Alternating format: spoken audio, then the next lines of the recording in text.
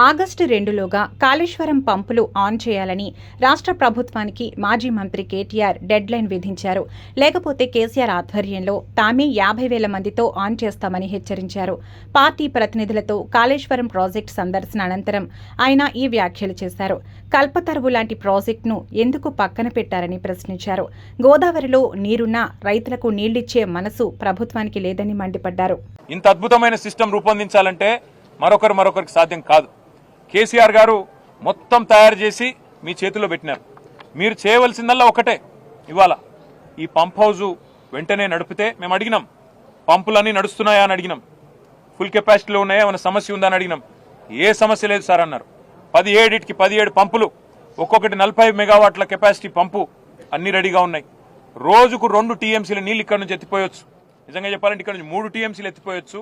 ఈడికెళ్ళి పైదాకా 3 పోతే ఆడికెళ్ళి 2, రోజుకి 3 టీఎంసీలు ఇక్కడ నుంచి తీసుకునే సామర్థ్యం మనకుంది.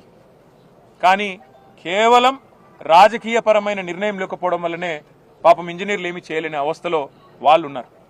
నీళ్లున్నాయి, బటన్ ఒత్తితే పంపులు నడుస్తాయి, నీళ్లు ఎంఎండీలో పడతాయి, ఎల్ఎండీలో పడతాయి, మొత్తం సిస్టమ్ అంతా. అవసరమైతే ఎస్ఆర్ఎస్పీ కూడా తీసుకుపోవచ్చు. నీళ్లు వరద కాలువ నింపొచ్చు, ఎస్ఆర్ఎస్పీ నింపొచ్చు, సింగూరు, మల్లన్న సాగరు, మన నిజాం సాగరు,